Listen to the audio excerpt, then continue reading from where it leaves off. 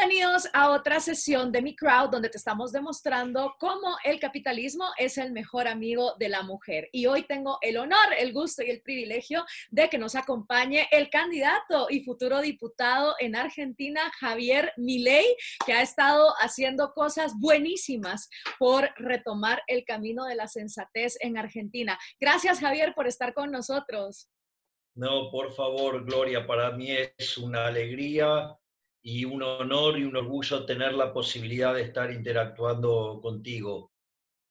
Muchas gracias, Javier. Pues mira, en estas sesiones estamos tratando de explorar ciertos temas y pues desmontando ciertos mitos. Y quisiera empezar por conversar contigo acerca de, pues la humanidad ha avanzado, ¿no? Como nunca antes en la historia. Y es momento de que caigamos en cuenta de ello.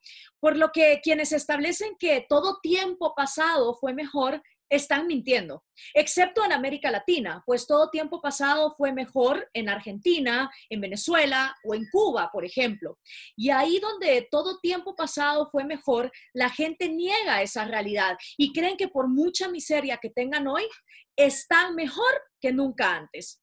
Entonces, ¿debe América Latina seguir esa narrativa mundial de que estamos mejor que nunca? ¿O en cambio sería bueno voltear a ver en los momentos donde América Latina estuvo con más libertad y más prosperidad? Bueno, lo que vos señalás es correcto desde los dos ángulos, ¿no? Jamás la humanidad estuvo mejor que en este momento. La condición natural del hombre fue la pobreza y eso no cambió hasta entrado el siglo XIX, ¿sí? Que es cuando toma curso una revolución institucional llamada capitalismo.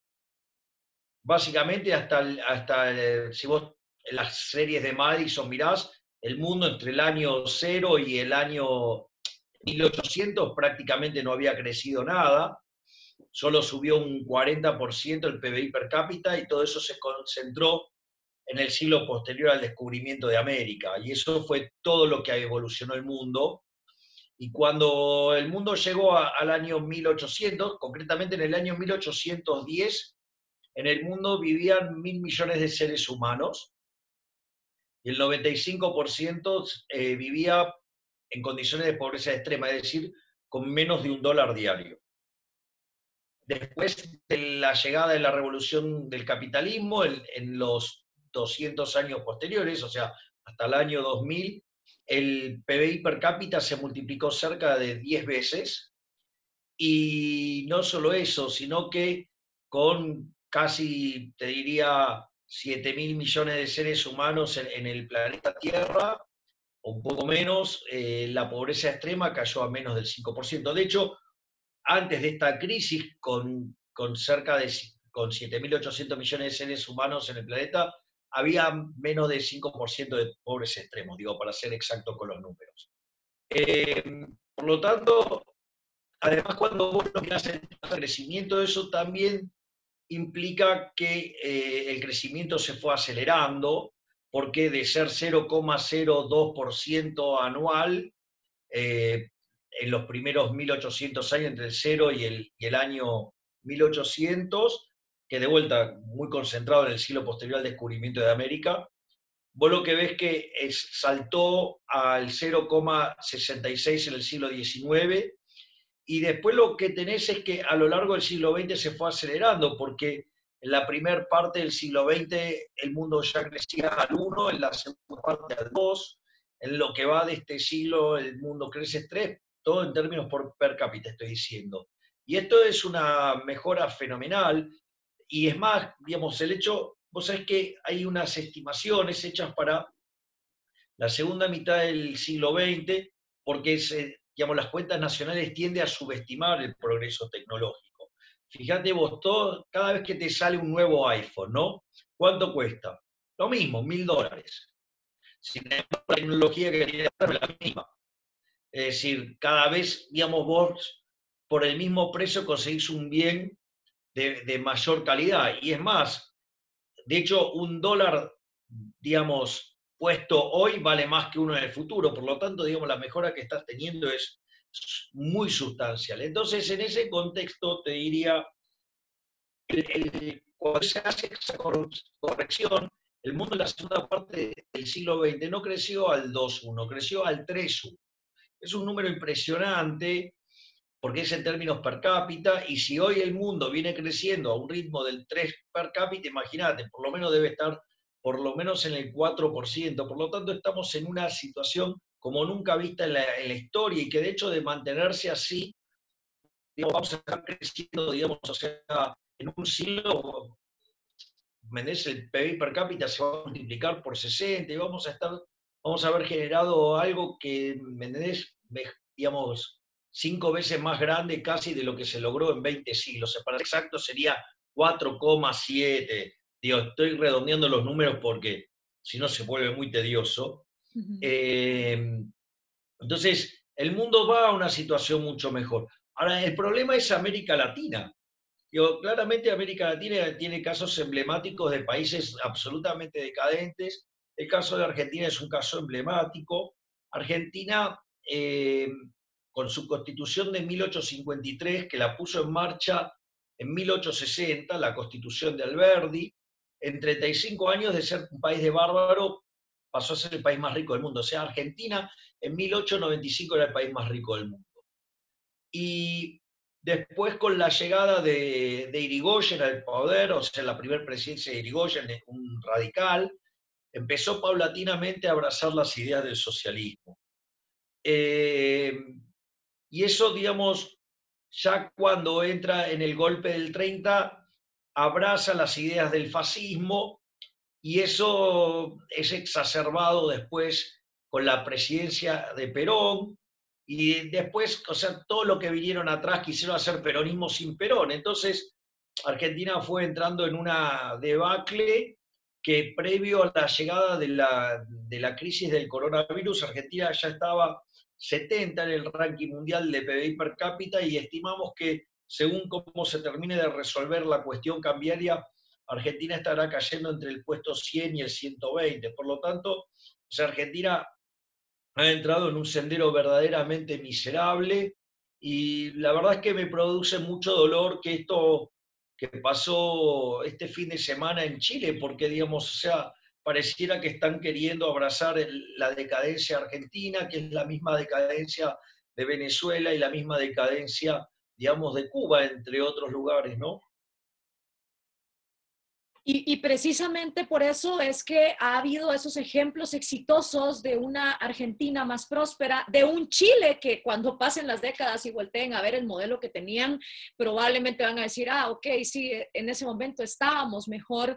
Fue el caso también de Venezuela, y pareciera que no aprendemos la lección, seguimos experimentando con recetas fracasadas mientras el mundo sigue, digamos, avanzando. Y al final es que un mercado libre no es nada más y menos que nosotros, seres humanos, con la libertad en nuestras manos para llevar a cabo esos intercambios a gusto personal, sin aquella relación dependiente que crean los gobiernos centrales, que, bajo el proteccionismo de tener el poder de decidir dónde debemos invertir o qué debemos comprar, qué debemos consumir y qué no.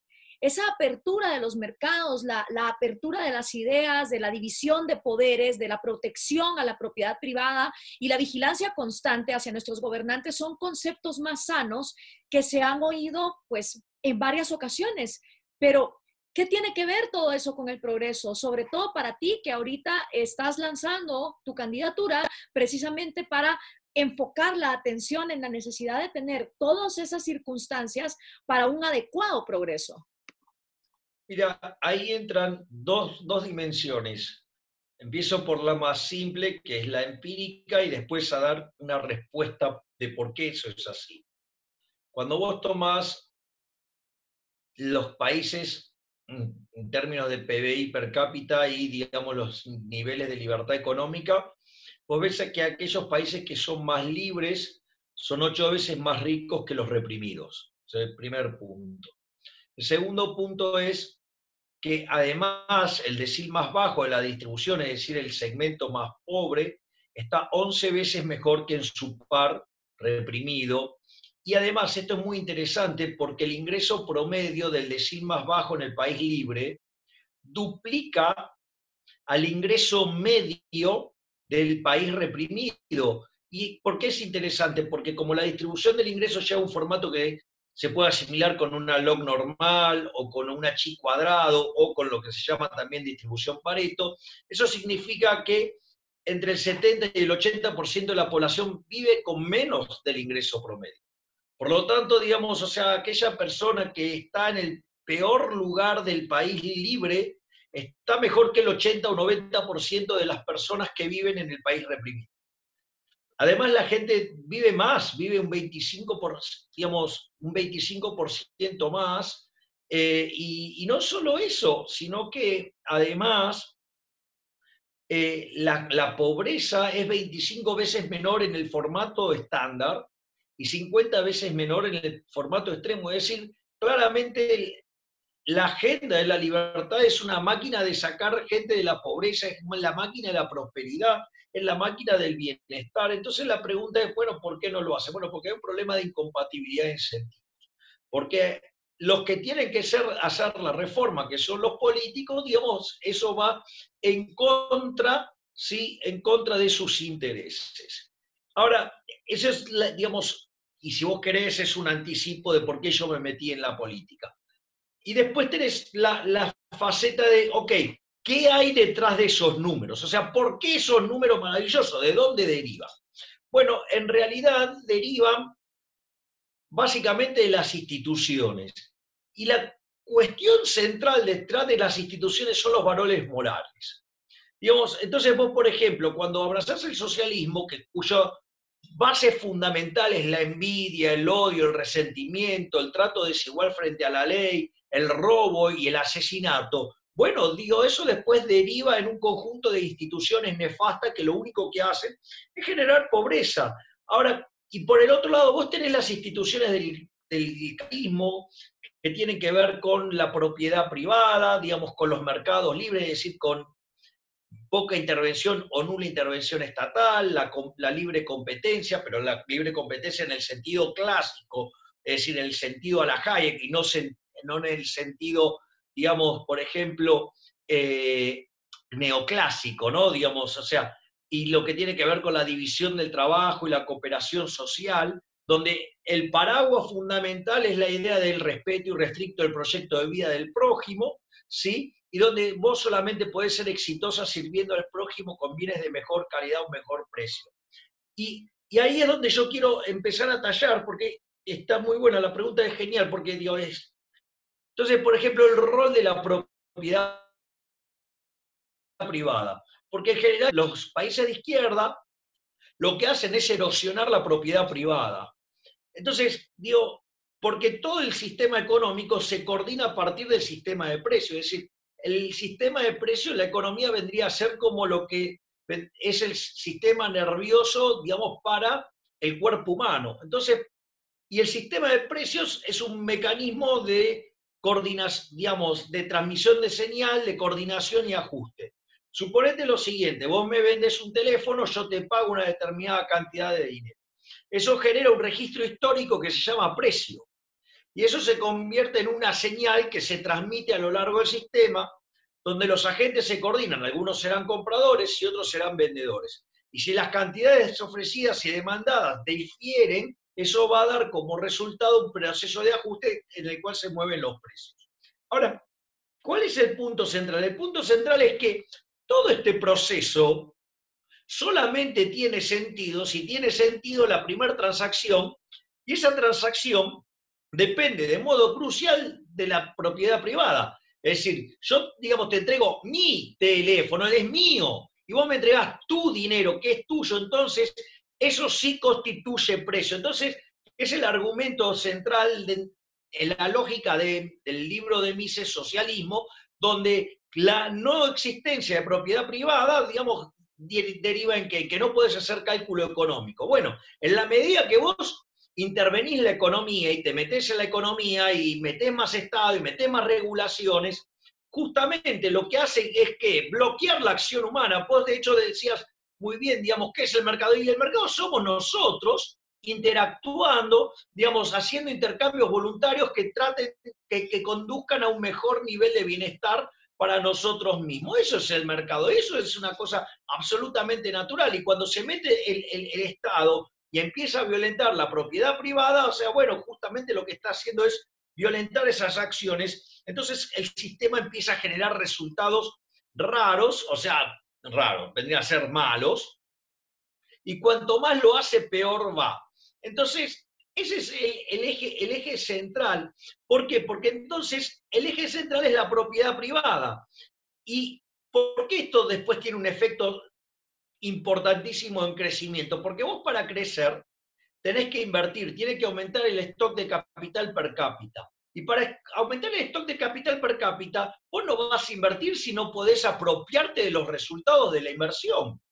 O sea, como criterio general. Y al mismo tiempo, esa inversión tiene que ser financiada con ahorro. Y si vos, digamos, o sea, vas a ser expropiado, tampoco vas a ahorrar. Entonces, cuando vos no respetas la propiedad privada, ¿qué es lo que va a suceder? Y bueno, lo que va a terminar sucediendo es que vos generes, digamos, una situación donde castigás al ahorro, no vas a tener inversión y por ende a la postre te vas a terminar hundiendo, que es el caso de Argentina. El caso de Argentina es el caso más claro, probablemente, de maltrato al ahorrista, de maltrato al inversor y consecuentemente, digamos, una continua caída donde cada vez hay mayor Estado, entonces, digamos, la propiedad privada está amenazada, digamos, los mercados tienen mucha intervención estatal, entonces, digamos, la señal de precio está totalmente contaminada.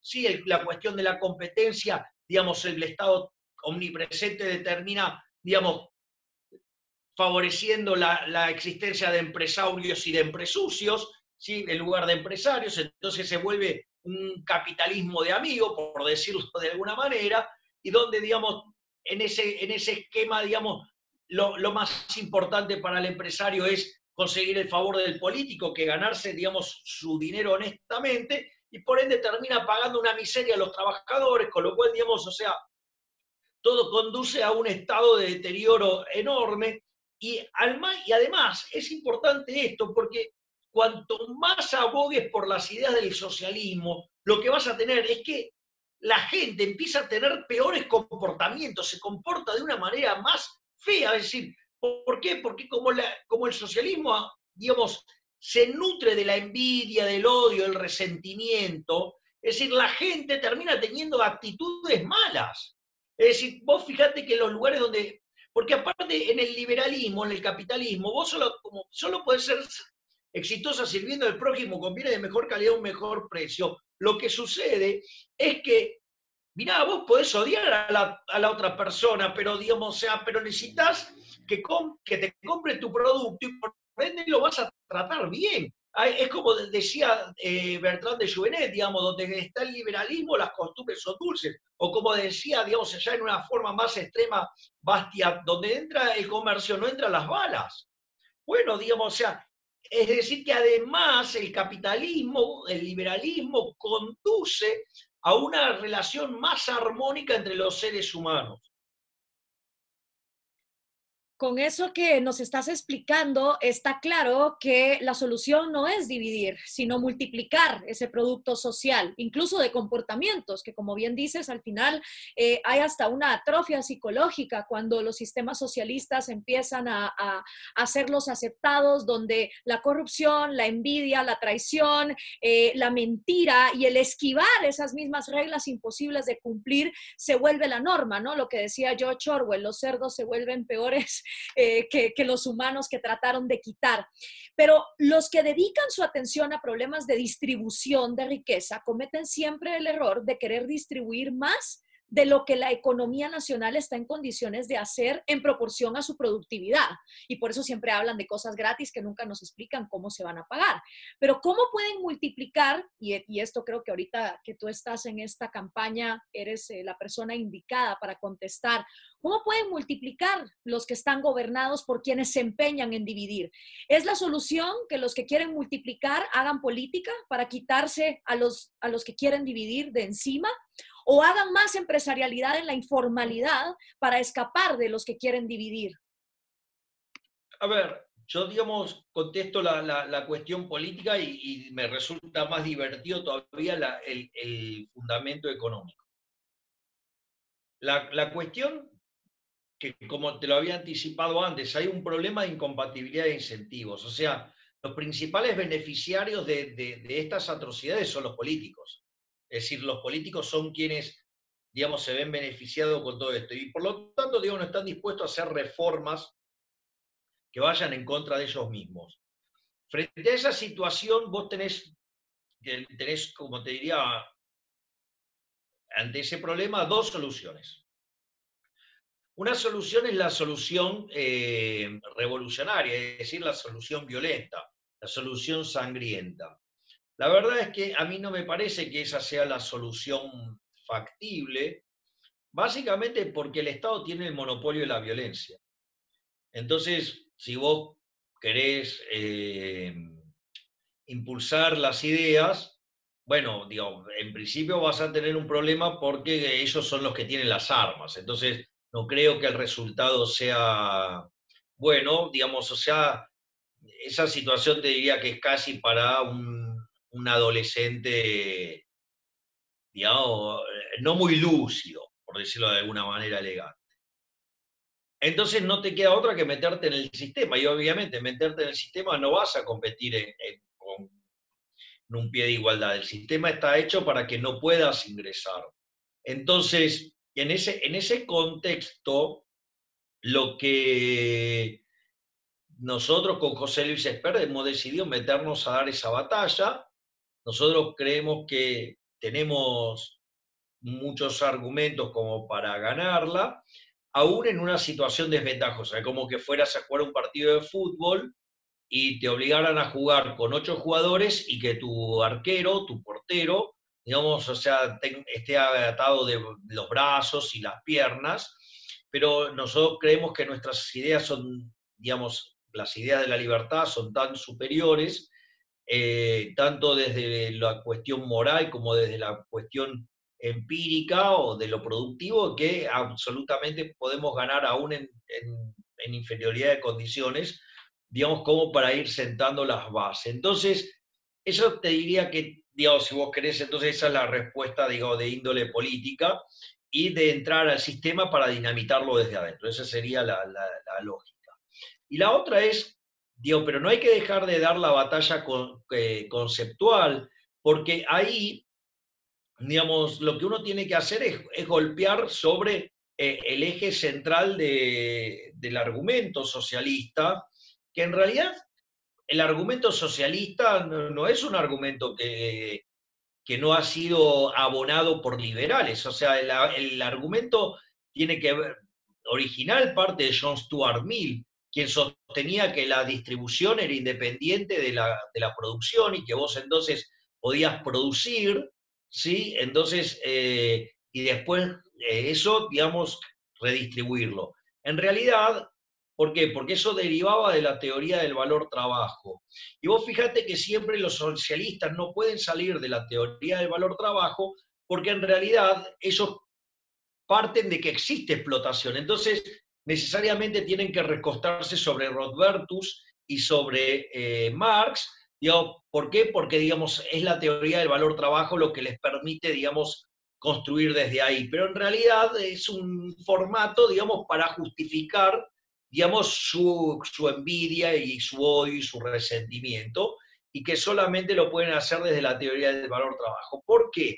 Porque cuando vos pasás al formato neoclásico, ¿cuál es la diferencia fundamental cuando vos trabajas con la teoría subjetiva del valor?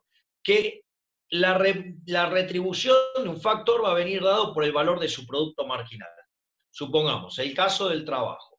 El caso del trabajo, el salario viene dado por el valor del producto marginal. Ahí tenés dos componentes, que es el precio multiplicado por el producto marginal. El producto marginal es una magnitud real que tiene que ver con tu productividad. Y lo que tiene que ver el precio tiene que ver con las preferencias y la escasez. O sea, si vos, ¿me entendés?, te vas a dedicar a producir, no sé, cubitos en la Antártida, ¿cuánto te van a pagar de sueldo? Nada, porque nadie quiere cubitos en la Antártida, ¿me entendés? O sea, a nadie le interesa, digo, hielo en la Antártida. Si lo que le sobra es el hielo, que necesitan es calor, no hielo. ¿Me comprendés? Bueno, digamos, o, ¿me entendés?, o producir vino, ¿me entendés?, en una sociedad abstemia. O sea, ¿cuánto vas a pagar por los factores? Nada. porque nadie quiere el vino y el vino en ese lugar vale cero. Entonces, cuando vos conjugás la existencia de preferencias en un contexto de escasez, donde el precio es relevante, y con alta productividad, cuando se conjugan esos dos elementos, vos, digamos, te va muy bien. Entonces, el primer punto es que claramente, digamos, vos ahí te llevás, digamos, una retribución en función de cómo vos servís al prójimo con un bien de mejor calidad o mejor precio.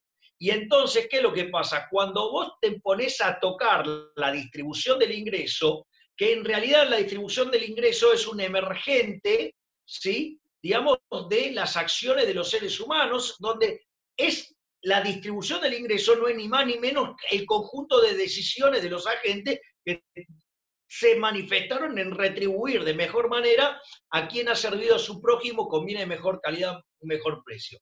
Y cuando vos te pones a tocar la distribución, ¿qué es lo que va a pasar? Y vas a afectar los incentivos. Entonces, digamos, van a pasar dos cosas. Una es que, digamos, como afectan tus incentivos, lo más probable es que digamos, y que es lo que pasa siempre, es terminás produciendo menos. Digo, esa es la hipótesis de Hayek. Digo, como demuestra, digamos, que cuando vos te pones a tocar la distribución del ingreso y los agentes responden y la producción termina siendo menor.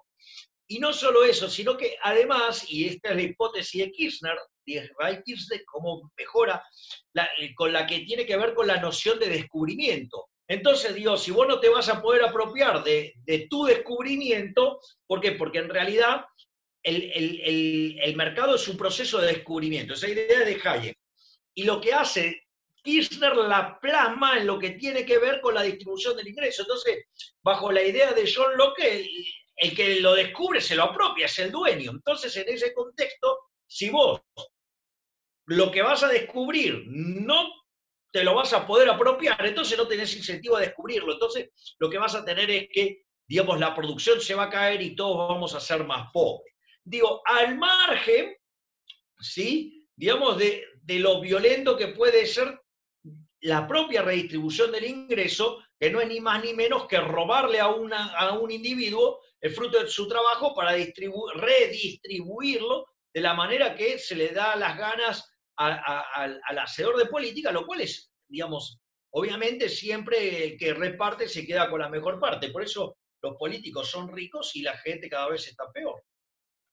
Y evidentemente todas estas ideas que tú estás presentando ya están haciendo eco en Argentina y gracias a eso, pues la campaña tuya y de José Luis Espert está teniendo cada vez más seguidores, porque al final cuando uno tiene esa probadita de colectivismo, de mercantilismo estatal, de socialismo y pasan los años y hay inflación, tu dinero vale menos, no tienes poder adquisitivo, volverte un emprendedor se vuelve un dolor de cabeza, pues eventualmente estas ideas empiezan a cobrar atención, mientras que tristemente, como ahora les está pasando a los chilenos, tanto bienestar y tanta bonanza muchas veces se toman por sentado y quieren volver a modelos que realmente no van a tener ese éxito.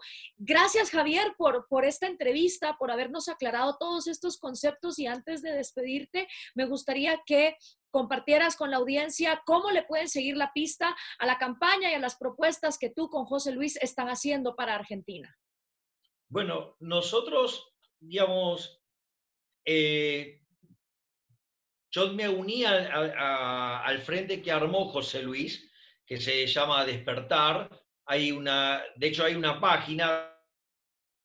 Básicamente lo que hice fue unirme al Frente Despertar, que es el frente con el cual, digamos, José Luis Espert participó en las elecciones pasadas, digamos, y eso se puede chequear en la página de Despertar Argentina, pero, pero además lo interesante es que desde mi punto de vista fue muy importante lo que hizo José Luis el año pasado, porque él logró, digamos, pasar las PASO y con eso, digamos, llegó a ganó los dos debates por diferencia y además, o sea, con una audiencia de 50 puntos de rating, es decir, la mitad de la población lo estaba mirando, y no solo eso, sino que además, digamos,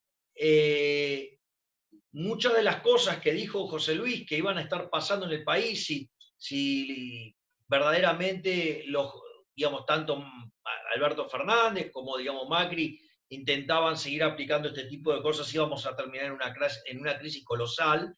De hecho, hay una frase que en un momento le dice José Luis a Alberto Fernández: si usted, digamos, va a aplicar estas cosas, la crisis de Macri va a quedar chiquitita como una bolita. Y efectivamente es lo que está pasando. Si a eso le sumás el manejo ineficiente y corrupto del tema del coronavirus, o sea, tenés un combo verdaderamente explosivo. Y yo creo que eso es lo que está explicando la aceptación que está teniendo nuestra posición. Pensá que el año pasado José Luis tuvo 1,5 puntos, ¿no?, de las elecciones. Y hoy la intención de votos que tenemos en las distintas encuestas oscilan entre el 10 y el 15%. Para ponerle el promedio, 12,5%. ¿Ok? Entonces quiere decir que hay mucha receptividad por parte de las personas a abrazar las ideas de la libertad. La gente se está dando cuenta que la cosa pasa por ese lado. Claro.